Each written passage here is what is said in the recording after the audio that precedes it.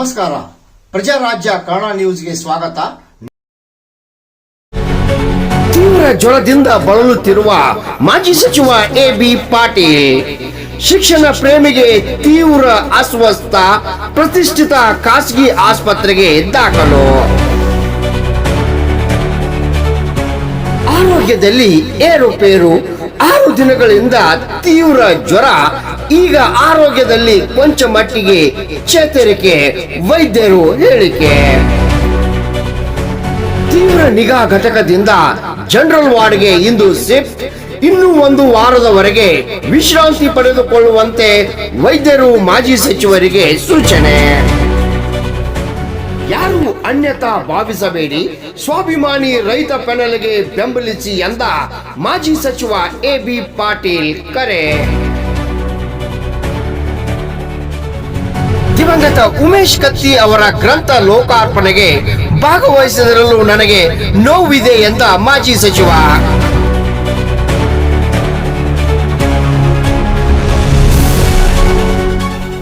ತೀವ್ರ ಜ್ವರದಿಂದಾಗಿ ಅಸ್ವಸ್ಥಗೊಂಡ ಮಾಜಿ ಸಚಿವ ಎ.ಬಿ. ಪಾಟೀಲ್ ಅವರ ಆರೋಗ್ಯದಲ್ಲಿ ಏರುಪೇರು ಆಗಿದ್ದು ಪ್ರತಿಷ್ಠಿತ ಖಾಸಗಿ ಆಸ್ಪತ್ರೆಯಲ್ಲಿ ದಾಖಲಾಗಿದ್ದಾರೆ.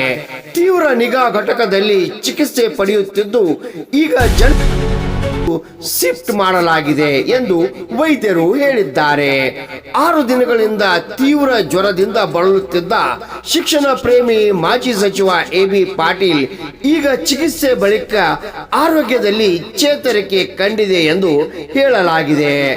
ಈಗ ಆರೋಗ್ಯದಲ್ಲಿ ಕೊಂಚ ಮಟ್ಟಿಗೆ ಸುಧಾರಿಸುತ್ತಿದ್ದಂತೆ ತಮ್ಮನ್ನು ಡಿಸ್ಚಾರ್ಜ್ ಮಾಡುವಂತೆ ಕೇಳಿಕೊಂಡಿದ್ದಾರೆಂದು ಹೇಳಲಾಗಿದೆ. ಆದರೆ ವೈದ್ಯರು ಇನ್ನೂ 1 ವಾರದವರೆಗೆ ವಿಶ್ರಾಂತಿ ಪಡೆಯುವಂತೆ ಸೂಚಿಸಿದ್ದಾರೆ ಎನ್ನಲಾಗಿದೆ. ಇನ್ನು ಆರೋಗ್ಯದ ಬಗ್ಗೆ ಮಾಹಿತಿ ನೀಡಿರುವ ಹಿರಿಯ ರಾಜಕಾರಣಿ ಮಾಜಿ ಸಚಿವ ಎ.ಬಿ. ಪಾಟೀಲ್, ನನಗೆ ಹುಕ್ಕೇರಿ ಗ್ರಾಮೀಣ ವಿದ್ಯುತ್ ಸಹಕಾರಿ ಸಂಘದ ಚುನಾವಣೆಯಲ್ಲಿ ಭಾಗವಹಿಸಲು ಸಾಧ್ಯವಾಗುತ್ತಿಲ್ಲ. ಹೀಗಾಗಿ ಹುಕ್ಕೇರಿ ತಾಲೂಕಿನ ಸ್ವಾಭಿಮಾನಿ ಜನ, ಸ್ವಾಭಿಮಾನಿ ರೈತ ಪ್ಯಾನೆಲ್ಗೆ ತಮ್ಮ ಅಮೂಲ್ಯ ಮತ ನೀಡಿ ಜಯಬೇರಿಗೊಳಿಸುವಂತೆ ಕರೆ ನೀಡಿದರು.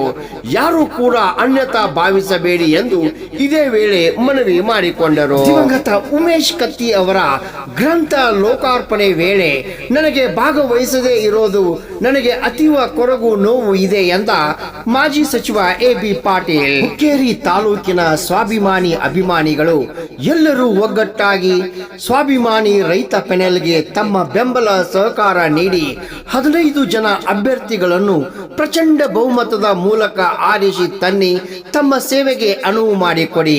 ಮಾಜಿ ಸಚಿವ ಹಿರಿಯ ರಾಜಕಾರಣಿ ಎ.ಬಿ. ಪಾಟೀಲ್ ಕರೆ. ಭೀಮಪ್ಪ ಚೌಲ ಜೊತೆ ರಾಮಗೌಡ ಪಾಟೀಲ್, ಹುಕ್ಕೇರಿ.